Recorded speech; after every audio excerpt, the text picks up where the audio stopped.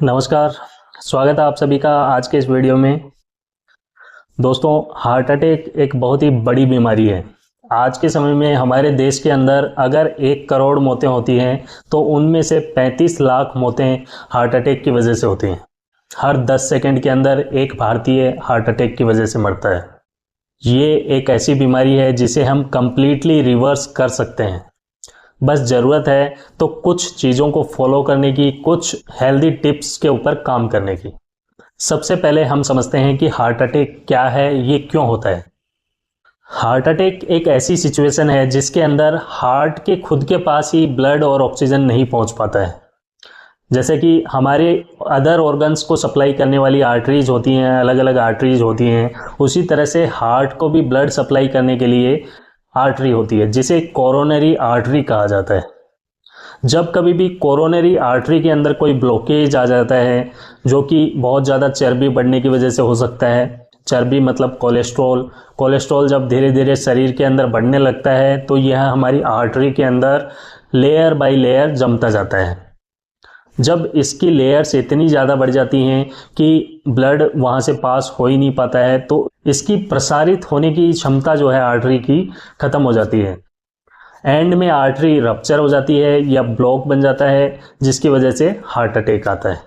तो अब हमें ये बात समझनी ज़रूरी है कि हार्ट अटैक आने के लिए कितना ब्लॉकेज ज़रूरी है, क्योंकि हो सकता है आपके अंदर आज के दिन 10% ब्लॉकेज हो, 20% हो, 30% हो, 40% हो। जितना भी परसेंट है आपको पता नहीं चलेगा, क्योंकि 60 to 70% ब्लॉकेज तक पर्सन नॉर्मली अपनी एक्टिविटीज करता रहता है, उसे आभास इन चीज़ों का नहीं होता है। हल्के पुल्के सिम्टम्स उसके अंदर हो सकते हैं, लेकिन जब ब्लॉकेज 70% से ज़्यादा हो जाता है तो अचानक से हार्ट अटैक जैसी सिचुएशंस पैदा होने लगती हैं। तो अगर आप पूरी तरह से हेल्दी और एक्टिव हैं तो ये मत समझिएगा कि आपकी आर्टरीज के अंदर ब्लॉकेज नहीं है। हो सकता है कि ब्लॉकेज है, बट उस लेवल पे अभी वो नहीं पहुंचा है कि आपको उससे प्रॉब्लम हो। आज के इस वीडियो में हम हार्ट अटैक को मैनेज करने के लिए, हार्ट अटैक को समझने के लिए, हार्ट अटैक से बचने के लिए किए जाने वाले 10 उपायों की बात करेंगे। हार्ट अटैक एक ऐसी सिचुएशन है जिसमें हमारी आर्टरीज के अंदर चर्बी लेयर बाय लेयर जमती जाती है। ये सेम वैसा ही है जैसे कि आप अगर नोटों की गड्डी के अंदर नोट डालते जाओगे तो एक दिन रबर बैंड टूट जाएगा। इसलिए उसमें से थोड़े थोड़े नोट निकालते भी रहा कीजिए। हमेशा नोट अगर उसमें डालते ही रहेंगे तो रबर बैंड टूट जाएगा। उसी तरह से अगर आर्टरीज के अंदर लेयर बाय लेयर कोलेस्ट्रॉल जमता जाएगा तो आर्टरी रप्चर हो जाएगी और हार्ट अटैक की सिचुएशन आ जाएगी। इसलिए कोलेस्ट्रॉल को निकालो, अपनी बॉडी को एक्टिव करो, इन टिप्स के ऊपर काम करो जिनकी हम आज बात करने वाले हैं। इसके लिए सबसे पहला फैक्टर है हमारी डाइट। डाइट के अंदर भी 2 मोटी चीज़ें हैं, एक तो कोलेस्ट्रॉल, एक ट्राइग्लिसराइड।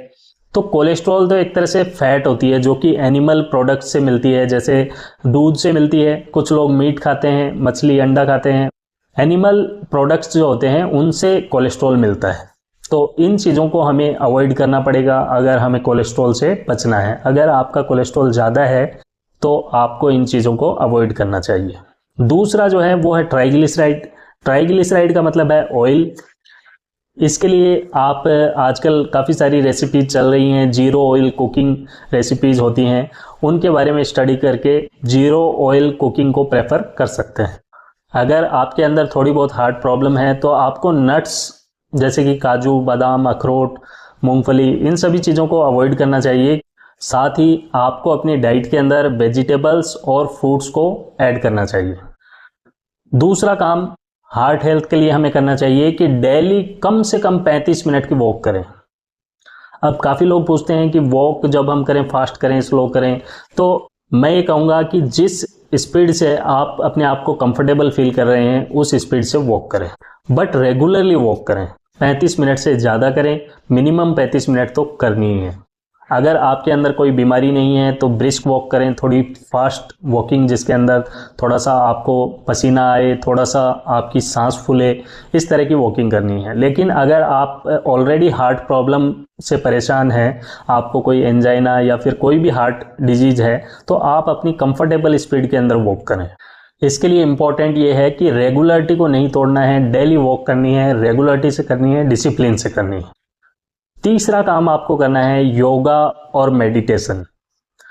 डेली कम से कम आधा घंटे आपको योगा और मेडिटेशन की प्रैक्टिस करनी है, क्योंकि योग और मेडिटेशन के अंदर वो पावर है जो कि आपकी हार्ट प्रॉब्लम को पूरी तरह से रिवर्स कर सकता है।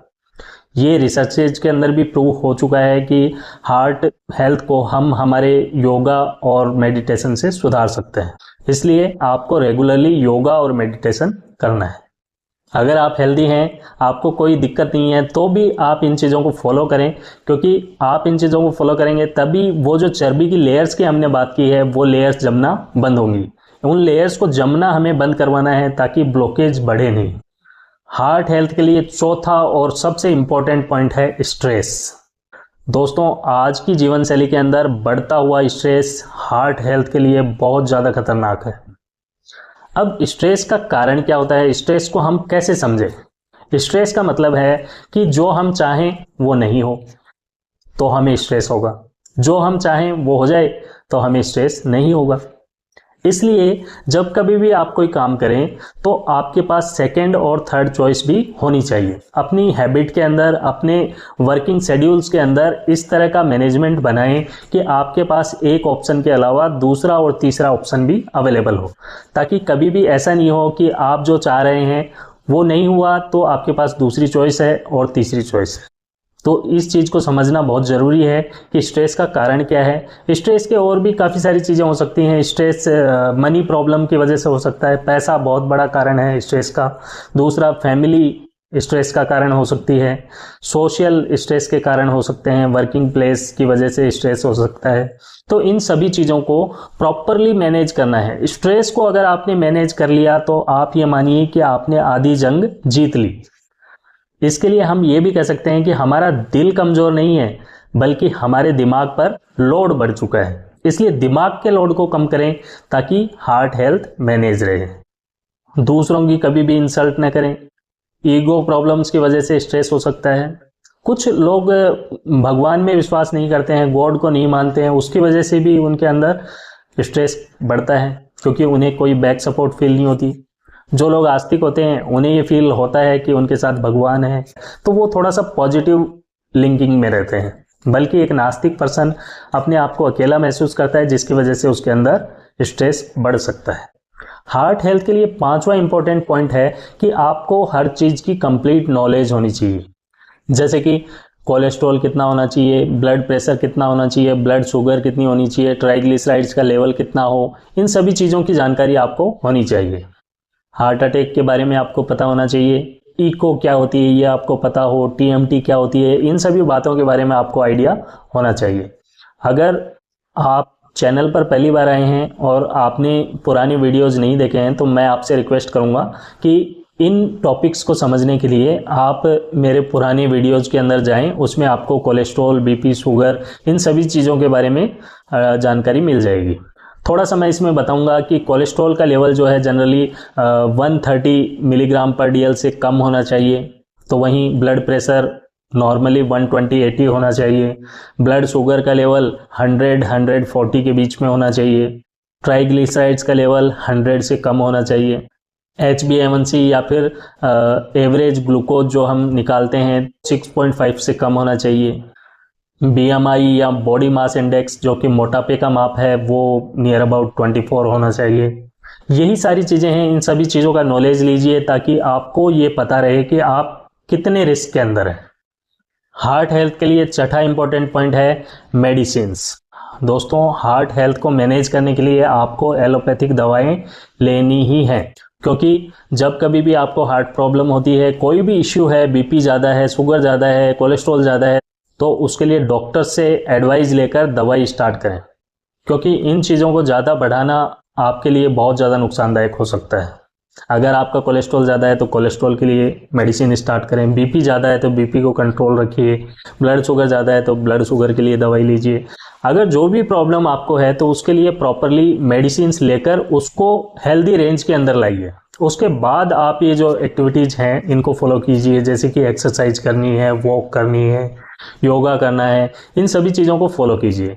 अगर आपका ऑलरेडी सिस्टम बिगड़ा हुआ है, आपका शुगर बहुत ज़्यादा है, आपका बीपी बहुत ज़्यादा है, कोलेस्ट्रॉल बहुत ज़्यादा है और आप एक्सरसाइजेज ये सब कर रहे हैं, दवाइयाँ नहीं ले रहे हैं, तो आप इस बात को मान लीजिए कि केवल इन्हें करने से आपको कोई फ़ायदा नहीं होगा।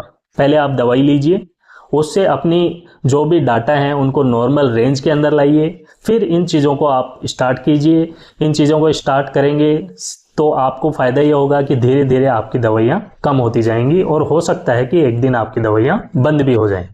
अपने हेल्थ के डाटा इंप्रूव करते जाओ, मेडिसिन हटती जाएंगी। हार्ट हेल्थ के लिए 7वां पॉइंट है मेडिकल टेस्ट। दोस्तों, आजकल टेक्नोलॉजी इतनी ज़्यादा इंप्रूव हो चुकी है कि आप एक छोटे से टेस्ट के थ्रू सिटी एंजियोग्राफी या फिर सिटी कोरोनरी स्कैन के द्वारा अपने हार्ट के अंदर, अपनी आर्टरीज के अंदर जितने भी ब्लॉकेज हैं उनके बारे में पता लगा सकते हैं। ये एक सिंपल सा एक्सरे या एमआरआई टाइप में होता है। इसमें आपको एक टेबल पर लेटाया जाता है और एक रिम लाइक मशीन के अंदर डाला जाता है, जिसमें आपका सर बाहर ही रहता है। रिम आपके हार्ट के चारों तरफ घूमती है और एक एक्सरे लिया जाता है जो हार्ट का एक्सरे होता है, और उसमें जो भी ब्लॉकेज हैं उनके बारे में पता चल जाता है। विद इन 5 to 10 मिनट आपको रिपोर्ट मिल जाती है, सारी आपकी जो भी समस्याएं हैं वो क्लियर हो जाती हैं। तो ये टेस्ट आपको करवाना चाहिए और अपने ब्लॉकेज के बारे में अगर आपको आइडिया रहेगा तो आप उसके अकॉर्डिंग काम कर पाएंगे। सिटी एंजियोग्राफी पूरी तरह से नॉन इन्वेजिव प्रोसीजर है जिसमें कोई भी इन्फेक्शन का खतरा नहीं होता है। हार्ट हेल्थ के लिए 8वां काम हमें करना है regular health checkup. Regular health checkup के दौरान आपको अपना cholesterol, blood sugar, blood pressure जैसी जांचें करवाते रहना है। अगर कोलेस्ट्रॉल ज़्यादा आ रहा है तो कोलेस्ट्रॉल के ऊपर वर्क कीजिए, ब्लड शुगर ज़्यादा आ रहा है तो ब्लड शुगर के ऊपर काम कीजिए, ब्लड प्रेशर ज़्यादा है तो उसके हिसाब से अपने आप को मैनेज कीजिए। तो आपको ये चीज़ समझ लेनी है कि रेगुलर हेल्थ चेकअप के द्वारा आपको समय समय पर अपडेट रहना है। हर 3 महीने से आप अपना हेल्थ चेकअप करवाएं और अपने बॉडी के बारे में अपडेटेड रहे। अगर आपको ऑलरेडी हार्ट प्रॉब्लम्स हैं तो आप इन टेस्ट को विद इन 1 मंथ भी रिपीट कर सकते हैं। मंथली आप चेकअप करवाएं। अपने आप को अपनी बॉडी के बारे में अपडेटेड रखना है, उसमें कोई भी लापरवाही नहीं करनी है, रेगुलर हेल्थ चेकअप्स करवाते रहना है। 9वां काम हमें करना है कि कोई भी स्मोकिंग, अल्कोहल जैसे एडिक्शंस अगर आपके अंदर हैं तो उनको अवॉइड करना है। किसी भी तरह के एडिक्शन के अंदर हमें नहीं पड़ना है। साथ ही ग्रीन वेजिटेबल्स, फ्रेश फ्रूट्स और जूस वगैरह आपको लेते रहना है। हेल्दी चीज़ें लीजिए, अनहेल्दी चीज़ों से परहेज रखिए। और 10वां सबसे इम्पोर्टेंट पॉइंट ये है कि अपने आप को इमोशनली बहुत ज़्यादा इंगेज मत रखिए। कोई भी बात के ऊपर बहुत ज़्यादा खुश होना या फिर बहुत ज़्यादा दुखी हो जाना आपकी हार्ट हेल्थ को नुकसान पहुंचा सकता है। तो अपने इमोशंस को मैनेज रखिए। बहुत ज़्यादा एक्साइटमेंट के अंदर मत आइए कि कोई मान लो खुशी की बात हो गई, आप बहुत ज़्यादा ओवर एक्साइटेड हो रहे हैं, या फिर कोई छोटी सी बात है या कोई बड़ी बात भी हो गई तो अपने आप को उस दुख के लेवल पर मत ले जाइए कि आपके हार्ट पर दबाव पड़े। अब ये 10 चीज़ें अगर आप फॉलो करते हैं तो इससे आपको फ़ायदा क्या होगा कि अगर आपके अंदर ऑलरेडी हार्ट प्रॉब्लम है तो आपकी दवाएं धीरे धीरे कम होने लगेंगी, आप बेटर फील करेंगे, आपके ब्लॉकेज कम होने लगेंगे। और अगर आपके अंदर कोई प्रॉब्लम है नहीं, आप हेल्दी हैं, आपको कोई हार्ट प्रॉब्लम अभी तक नहीं है, तो इससे फ़ायदा यह होगा कि आप आगे भी सेफ रहने के चांसेस आपके बढ़ जाएंगे, क्योंकि आर्टरीज के अंदर ब्लॉकेज वगैरह होने के चांसेस कम हो जाएंगे। तो इन 10 चीज़ों को फॉलो कीजिए। अपनी बॉडी के बारे में अपडेटेड रहिए, हार्ट अटैक के बारे में नॉलेज रखिए, हार्ट अटैक क्यों होता है नॉलेज रखिए, पूरी तरह से स्ट्रेस को मैनेज रखिए, खुश रहिए, बिल्कुल भी दुखी नहीं होना है, बहुत ज़्यादा दुखी नहीं होना है, बहुत ज़्यादा खुश नहीं होना है। इसी के साथ मैं डॉक्टर दिनेश आपसे विदा लेता हूँ, इस वादे के साथ कि मिलेंगे नेक्स्ट वीडियो में एक नए टॉपिक के साथ। तब तक ध्यान रखिए अपना और अपनों का, स्वस्थ रहिए, हंसते रहिए। धन्यवाद।